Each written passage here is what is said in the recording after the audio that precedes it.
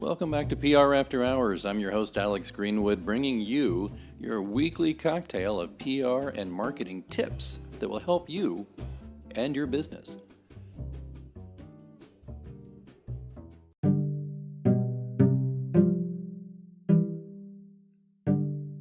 Stick around, we'll get started right after these messages.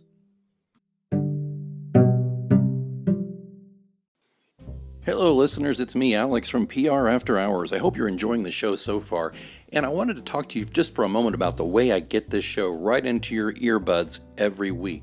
It's because I use Anchor FM. Now, I've told you previously that I've been podcasting since 2006, back when we used stone knives and bear skins and a couple of Dixie cups and string. Anchor FM has really streamlined this and made it simpler for people who don't know the first thing about setting up a podcast or don't have, time to learn all the pro tools and stuff, because it's all right here. First thing it's important to know is it's free. There are certain tools that will allow you to record and edit your podcast right from your phone or computer.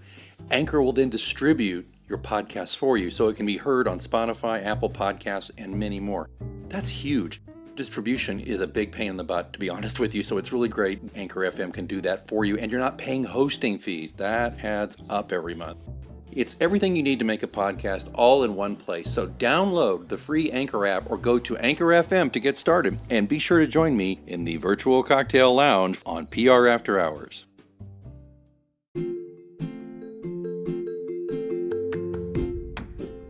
This is Holly Jackson, host of Inspiration Contagion podcast. You're in the virtual lounge with Alex Greenwood of PR After Hours.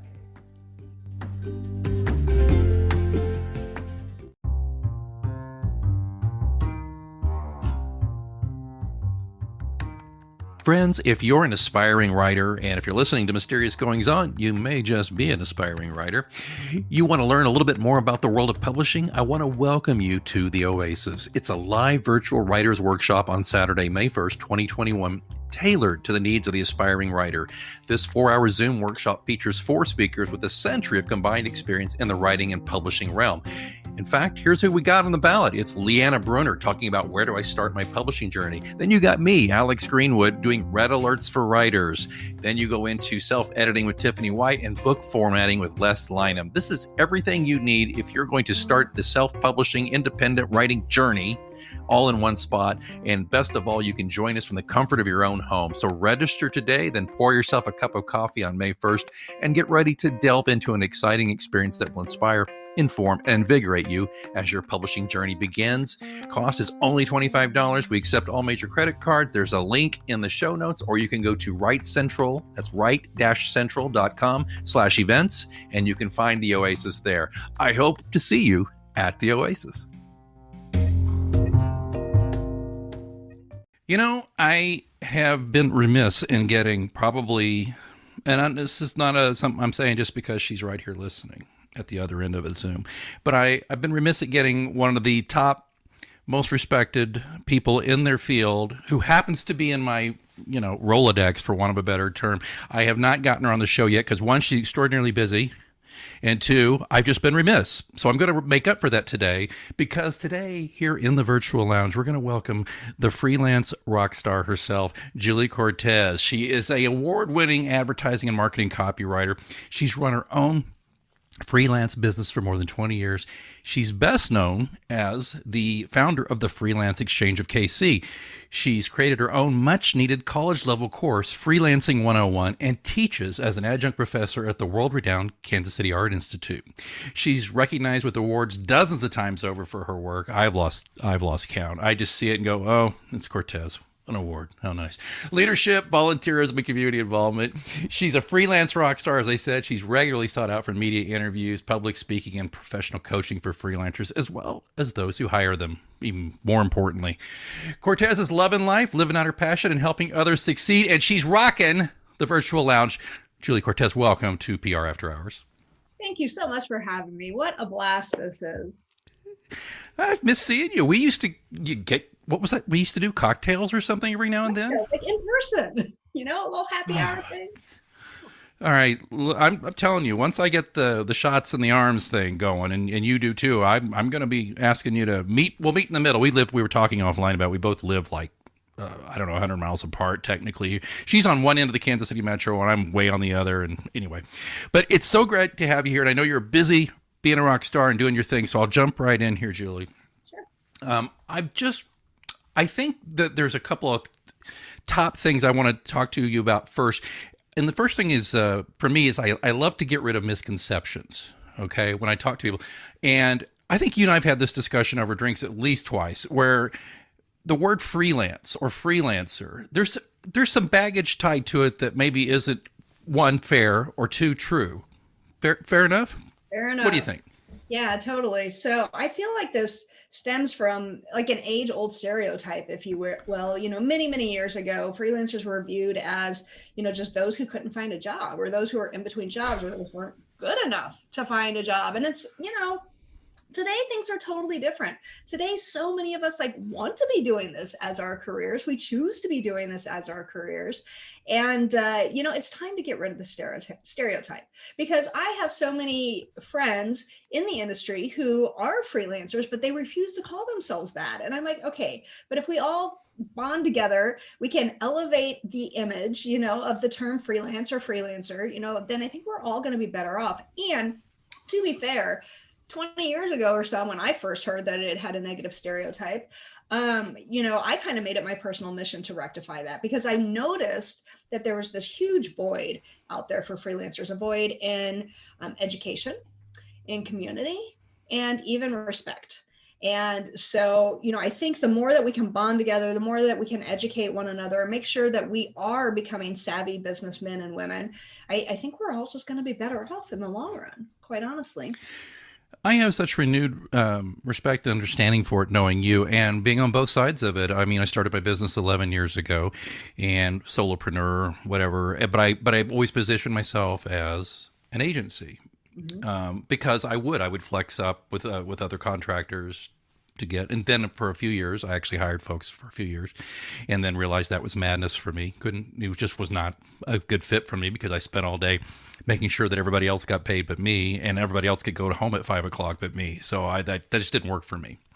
And so I kind of flexed back down to a consulting level gig, but ultimately I am a freelancer now. I am. What is the basis of the word freelancer? A freelance. You're a gun for hire. You're not on staff. You were there to bring in what's needed at a certain time.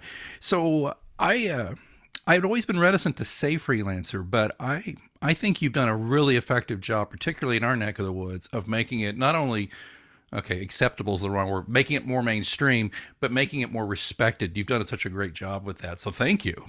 Well, thank you. I appreciate the kind words. It's, it's been such a journey getting here.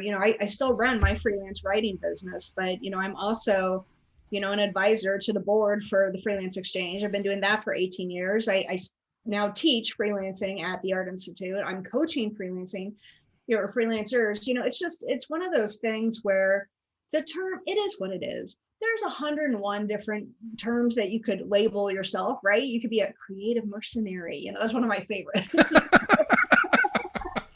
That's cool. Right? A solopreneur. And even the Freelance Exchange, we have this tagline, if you will. It says freelancer, contractor, consultant, whatever you call it, this is for you. Yeah. In other words, don't let semantics get in the way. There's so many benefits to be had here. You might as well take advantage of it. And here I am, Mr. Old Man, calling myself a consultant. But consultants has a bad connotation to a lot of people, because a lot of people hear consultant and they think, oh, that's somebody who shows up at your office, has a bunch of boring meetings, and then overcharges you. I mean, that's an old thing that, maybe that's not the case anymore, but that used to be the case a lot of the time, particularly with the more high-level consulting agencies, things like that, like Deloitte or McKinsey. They come in and they're very expensive, very, Harvard degree type people. So I think you're right. Semantics are very important. Of course, you and I both, as writers, we both respect the power of words, and we respect also the ability to reclaim a word like freelancer or freelance from negative territory. And I think you have. Julie, I'd like to ask you, and you did allude to this already. I mean, you're a copywriter. You've been doing this for 20 plus years, but you've also, and I want to talk more about freelancing in a moment, but I want to talk about you for a second here. But you've also expanded to a brand. You're the Freelance Rockstar. You were very in demand to speak. You're in very demand TV, radio, your other podcasts, which shall be nameless. And I just kidding. You go to her website, by the way. She's got a great little page where you can go click on everything, and we'll have a link in the show notes. But what have you done to position yourself? Was this something that snuck up on you? Were you just like, I'm going to create Freelance Exchange and I'm going to help other people and help myself get more work and I'm still be a copywriter? When did it change where you became a brand, though? That's an excellent question. I started out freelancing and I never really had a name to my business, right? I always just did things under Julie Cortés or Julie Cortés copywriter, real creative, I know, but yeah, I mean, for real. And I looked around, in the Freelance Exchange and I'm like, wow, 9 out of 10 people here have company names. Very few people go by just their personal name. But I had already gotten my website, juliecortes.com. It's Cortés with an S at the end, if you're looking that up, if you're listening. But I had already gotten that. And I didn't create the Freelance Exchange for my benefit. It was for our benefit. It was for the collective, benefit of the community, quite honestly. And then just over time, all of these opportunities came my way to be interviewed, because apparently when you're the founder of an organization, that makes you the go-to expert or authority on the subject matter.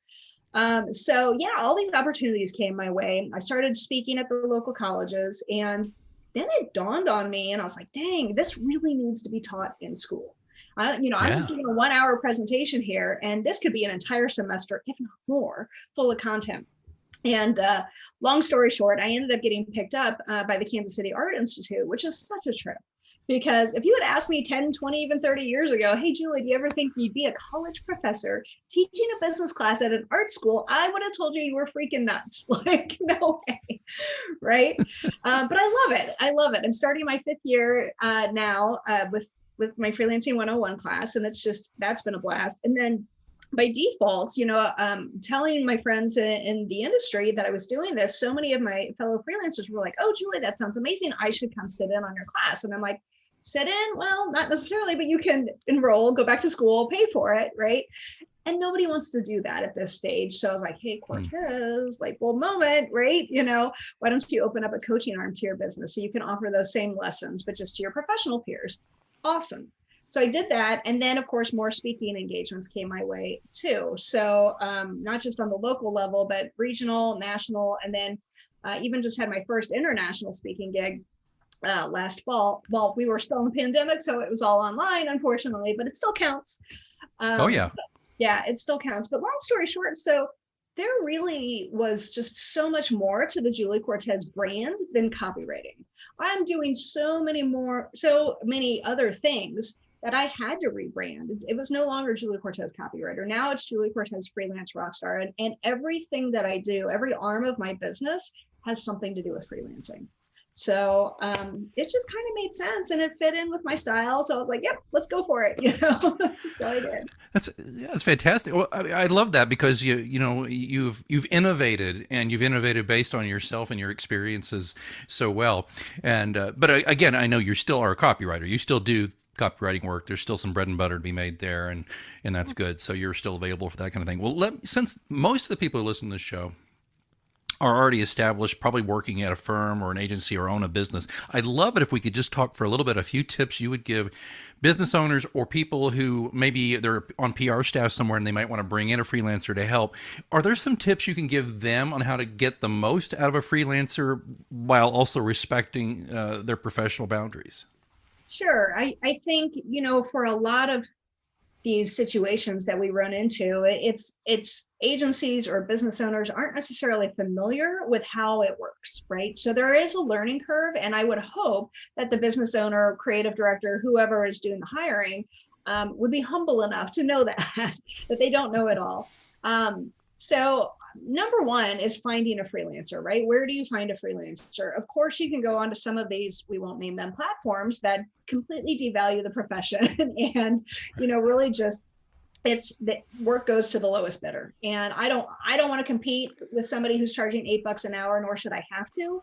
I can't afford to live on that. And it just completely devalues the profession. So you could do that. You could go through the Freelance Exchange of Kansas City if you're local. There are plenty of other opportunities, but I will say, don't just, go to social media and ask your friends for a recommendation, because their style is going to be very different from your style. And you want somebody who's going to fit exactly what it is you need. Just because your best friend recommends somebody, it doesn't mean they're right for the job. So do your research on these freelancers. Go and look at their websites, their LinkedIn profiles, look at their portfolios if it's a creative person. Look and see if they've got any referrals or testimonials that you can view. And last but not least, please, please, please interview them.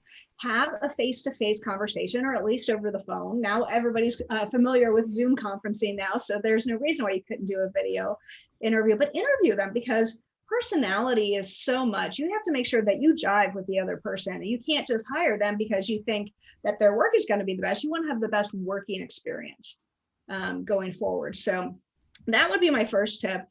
Beyond that, I would be saying that, just go and learn what it is that you don't know. Learn what industry standards are when it comes to freelancing. Learn that, oftentimes freelancers will come to you with, they'll give you an estimate. You'll sign the estimate. They'll ask for a deposit. You pay the deposit. They'll ask you to sign a contract or a working agreement. And if that is within your company's policies, yes, you sign that as well. But sometimes we see, especially with ad agencies, they have their own contracts. That's fine. But they have lines in there that will say something like, oh, we're not going to pay you until we get paid by our clients. And it's like, what? You don't make the rules on what my billing practices are. And what happens if you don't get paid ever, from your client? Does that mean I don't ever get paid? Or if they don't pay for 6 months, then I have to wait 7 months, it's just, that's not cool. So I guess just, really get up to speed on what industry standards are, what best practices are. If you have any questions, I know somebody who can help you. I'm raising my hand for those who are just listening. But really, do what you can to educate yourself and make sure that you do your research. You know where to find the best person, what questions to ask to make sure they're going to be the right partner for you, and then learn what industry standards and best practices are, so you are not blindsided, so you're prepared to go into things. And by all means, just please respect your vendors. At the end of the day. Well, you take care of them, they'll take care of you, right? I mean, it's that simple.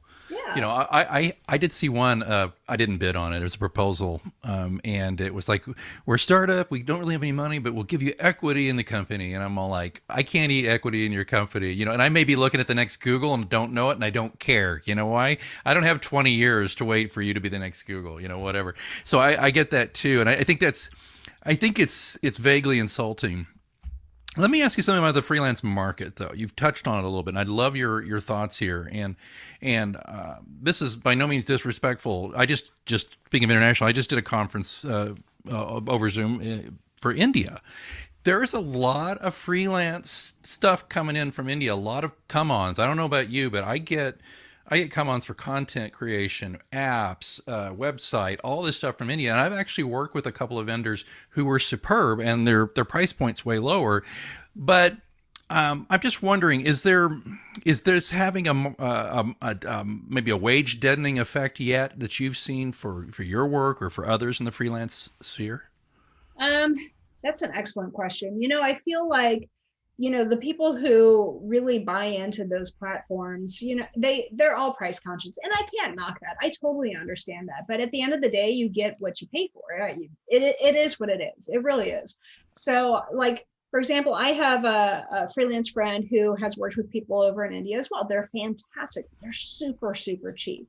And lo and behold, they ended up messing up different parts of her project. So, is it because English is a second language? Is there, some sort of misunderstandings? Is it because we don't have that direct face-to-face time? I'm not sure what it is. But yeah, I have people coming to me, ask me my rates, and then they're just like, what? And of course, the more senior level you get, the higher your rates are, Well, why would I pay for that when I can, go to Fiverr, or I can get somebody right out of school for, X amount of money, which is so much less, and I'm going to get the same thing. Well, honey, you're not going to get the same thing. It's not even close to the same thing. I've got more experience. My results are going to be better. And quite honestly, I'll probably get done quicker than this other person who's less experienced. So, It's kind of a struggle right now, because I don't want to downplay the people overseas. I'm sure they are working hard and they're doing the best that they can. And, in some areas, just cost of living isn't nearly as much as it is here in the States. So, maybe $8 an hour to them is fantastic. I'm not going to knock that, but at the end of the day, to me, it's all about quality and it's all about results. And so that's what I strive to, really put more emphasis on. Well, Julie, I had to have some work done on my website. It's a WordPress site. And anyway, every time WordPress updated, the site just looked like, hammered, what. So it was funny. Out of the blue, I got one of these emails and I just thought, I'm curious because, you know me, I'm very curious. I'll try anything once, that kind of guy on everything, and I got in touch with him. And I had a call with the developer and his business development person. They answered all the questions. I had kind of a friend who does this, but wasn't going to do my site. But she said, here's a list of questions. Here's some terms. And if they look perplexed or don't know what they're talking about here, run, And I was like, okay. So I did that. They passed. They did great. And I said, okay, this sounds great. So can we sign you today? I was like, you absolutely can after you give me 3 American clients you've had. And I want their contact information. I want to be able to call them. Mm-hmm. Okay, we'll get that to you. They sent me 3. I called 3. All 3 raved about them and said, by the way, you're very smart to ask. And then one of them said, they're great, but I'm going to tell you right now, if they tell you 2 weeks, they mean 4. Just be ready for that. And I was like, but for the money I paid and the way the work turned out, I built that in for me. But I'm just trying to illustrate that if you're going to do that, great, but really, really be careful too, And I also made sure they couldn't, get into my site. All they could do is just transfer the site over to their platform. You know what I'm saying? They couldn't go picking around on my site. I would do that to an American company though. I would do that to any company messing with my website. That's my bread and butter. So there is that. And I appreciate that thought, because there's that saying, right, though, about, about our rates. I got this the other day. Now, I got hired. I'm doing a little more, I'm crowding your space again. Here I go. I'm doing a little more content writing right now because just the way this shook up with COVID, and there's less PR work for me, at least right now. And one of my clients said the other day, you're really expensive. And I said, yeah. And then I just looked at her on the Zoom, just like I'm looking at you right now. And then she said, and you're also very good. And I'm going to keep you. But man, that writing that check's hard. I said, but are you pleased with the results? She goes, yes. But I don't mind. She can gripe all she wants, just as long as the check clears, right? Right. Hey, at least you kept the job. That's fantastic, I'm not cutting my prices for anybody. I'm just not. I mean, I might cut for bulk, like a big, long-term deal, there's a little room. And I guess that's a question to ask you. Is that's not smart? Let's say they said, look, we're going to give you 6 months guaranteed at your rate if you'll trim 5% off. Would you do that?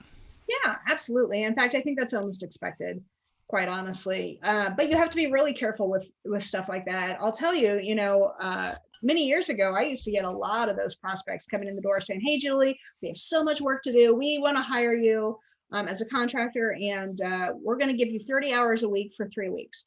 But if we do that, we're going to cut your rate. Is it okay if we come down by a third or whatever it was? And I was like, wow, it's guaranteed. That's great. Okay, sure. Let's get that in writing. They refused to sign the contract. And I'm like, And so I came back and I was like, okay, listen, here's how it's going to go, because more often than not, they don't have 30 hours worth of work for me. Maybe it's just because I'm super fast. I don't know. But it wasn't adding up to that. And I was like, okay, so I'm going to build into my contract that if I don't get anywhere close to 30 hours that week, I'm going to charge my regular hourly rate. If I only have like 10 hours that week. They didn't like that. They didn't like that. But I'm like, okay, is that because you're BSing me just to get us a cheaper rate? So you really have to go in careful with those things. Make sure you have everything in writing and make sure you have some sort of internal business policy, that says, yes, I'm happy to discount my rate if I can make sure that those hours are guaranteed. And if not, here's what's going to happen. You've got to cover yourself. Because people forget, I think on the other side too, there's an opportunity cost. If they said, Julie, you got 30 hours with us for the next 3 weeks, you're declining other offers to work because you can't. How many hours are in the day for you? I don't know about you. There's 24. You know how many out of that 24 that I'm good to write and write well? 4 to 6 maybe. And the rest of the day is administrative stuff, making calls, doing all the other things to do to run my business. So if all of a sudden I'm supposed to be working, 8 or 10 hours a day for a client, and it's not there, and I've turned down other work, you're taking food out of my mouth if you do that. Exactly. But I don't think they think of it that way. And that's one reason I'm glad you're on the show. I love, see, that's why I ask about the kind of the horror stories or the misconceptions, because those things, that's what sticks with people. And sometimes I'm wary of asking guests that because I don't want to seem like we're just having a gripe fest. But those are the sticky things, right? Yeah.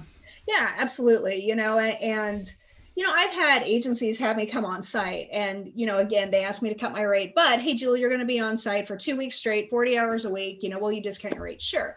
And I get in there, they don't have 40 hours a week for me to do. They maybe have 15, 20 hours a week for me to do, but they still want me on site, in case something should come up. And I'm like, okay, well, I'm happy to sit here and look pretty, but in the meantime, I'm bored, right? So I learned, and now I bring my own laptop if and when that happens, and I work on other stuff, so I'm double billing. So, I was going to say, but you're still charging them for every hour you're sitting there, right? Okay. Because they want me there, so. Oh, I am so glad I'm talking to you right now because, okay, here's something else I'm doing. Tell me I'm crazy. I charge for meetings. I charge for meetings. Well, that sounds perfectly normal to us, doesn't it? Yeah. But I had one person I bid on. I said, well, I charge this much for this, and of course every meeting.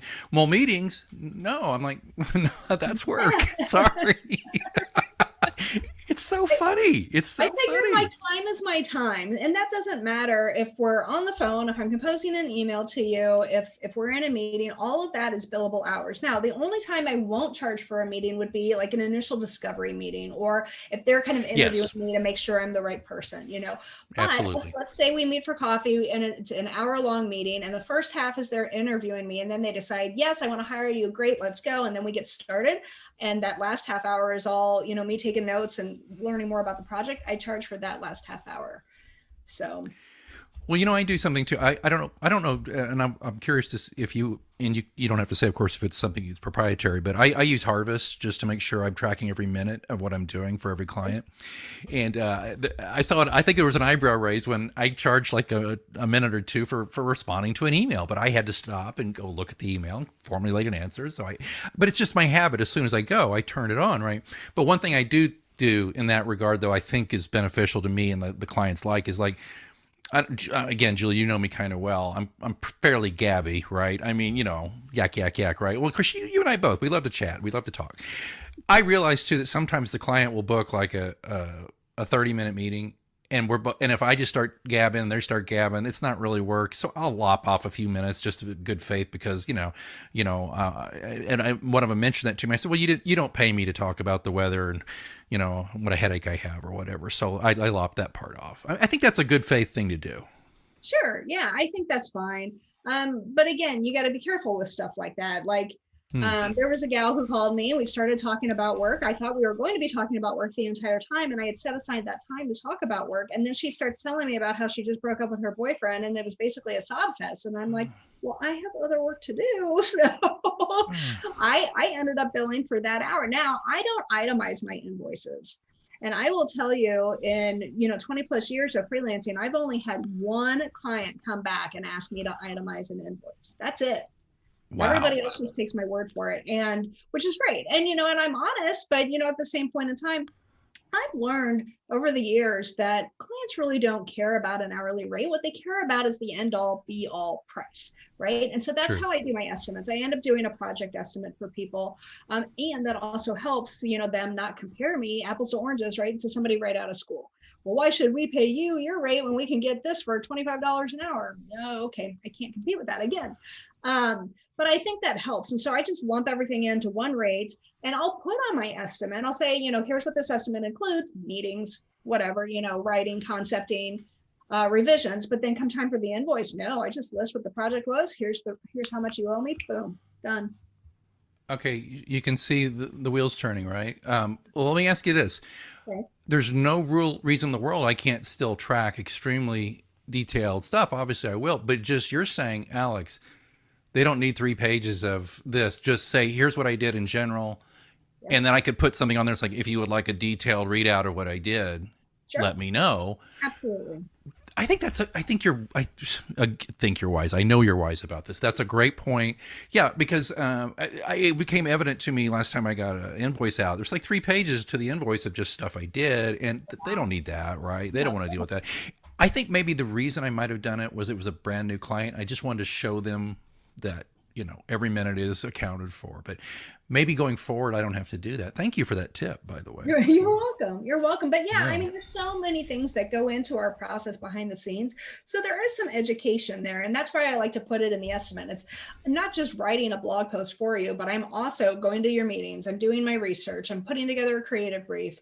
I'm interviewing so-and-so, and then I'm writing, I'm concepting, I'm revising, editing, whatever you want to call it. And then when you come back with your revisions, like, I don't think they understand the whole process. Like some of my designer friends, they're like, putting together a logo is not just drawing a pretty picture, by hand and you're done. There's a lot of psychology that goes into it. There's color theory, there's so many drafts and I got to show you different concepts, up front. So I think that's something that we have to put on ourselves as freelancers, that there is that educational curve. But that's why I also like, definitely putting that in the estimate ahead of time to show them here's everything that goes into it. And you can have that in your first meeting too. You can verbally tell them as well. But I don't put it on my invoice. So, and I haven't had any problems. Like I said, there's only been that one time and that's it. I think that's pretty good out of as many I think so too. Yeah. I think maybe that might have been just my own OCD about trying to just make sure they understood that I was really, you get a brand new client, you want to make sure they get it. So I like that. But sometimes there's also the good point of like, you don't have to overshare all the time, seriously. Unless you're at happy hour, which then we overshare. That's what happens. Okay, as we wrap this thing up, and we just touched on everything, didn't we? Just touched on all the basics. I'll have to have you back if you ever feel like coming back this way. But I want to ask you about something. If they want to get coached by you, or they want to book you to speak, or here some training, or here, this is wild and crazy, maybe be a copywriter for them if they're a company. I mean, actually being part of the Freelance Rockstar movement here. Where do they need to go, and what's available to them when they get there? Sure. Well, if you go to my website, again, it's juliecortes.com, Cortes with an S at the end.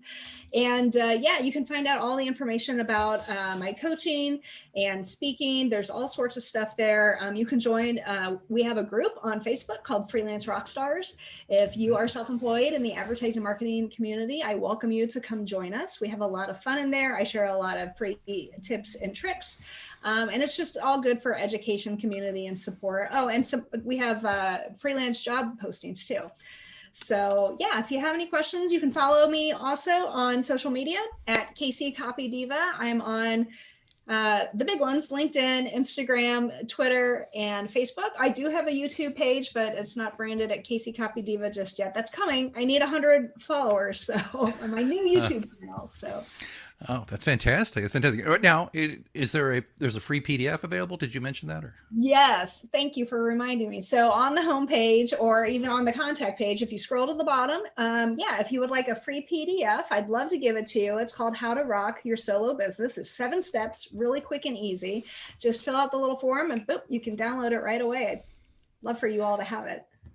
Guys, if you're okay, again, if you're a freelancer or you're toying with that idea, if you don't know Julie, you need to get to know Julie. You need to get part of the Freelance Exchange. You need to get her PDF, get her book, get all that stuff, because you're gonna get total wonderful value out of it. And the other thing I know about Julie as a friend, she cares about people, and particularly cares about people in this business, and wants to make sure you don't get taken advantage of.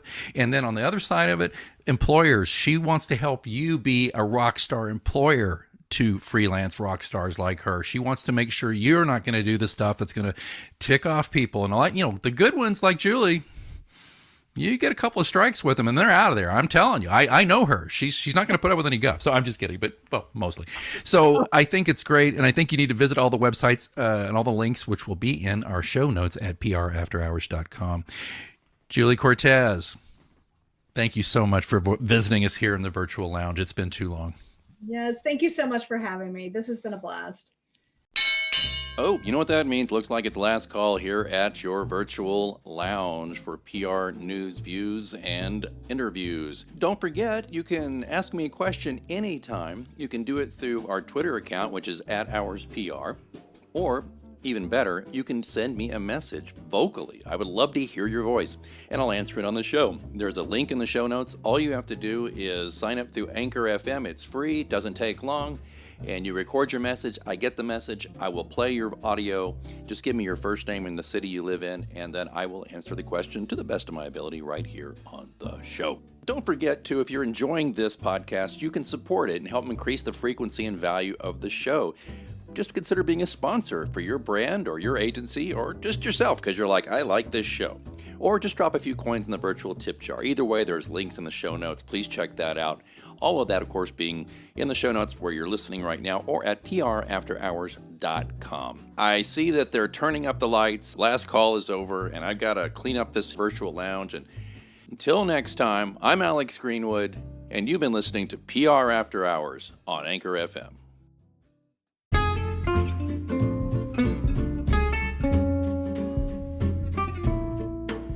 Been there, done that, got the t-shirt. But have you been there, done that, and got the t-shirt? Now's your chance. If you are a big fan of the virtual lounge right here at PR After Hours, why don't you tell the world and take our spiffy logo and plaster it across your chest for the whole world to see? Well, for the whole world to see on Zoom or whenever you do finally get out of your house. The PR After Hours tee shows that you're an exclusive member of the virtual lounge. It's a cool, comfortable, ring-spun, soft cotton tee. We look for the best possible options we could go for in these t-shirts, and it's in a variety of colors. You can get them in dark heather gray, royal blue, storm, maroon, or good old-fashioned white. These are really comfortable shirts. We offer a premium unisex tee from extra small all the way to 4XL, and a women's slim fit tee, which goes from small to 2XL. They are a hoot, they look cool, and besides, they'll do what we love to do most here at PR After Hours, start a conversation. The PR After Hours t-shirt is available now on Bonfire. The link is in the show notes, and I hope you'll look into getting one. I not only think they look cool and be great conversation starters, but they'll help us keep the virtual lounge doors open. Thanks so much.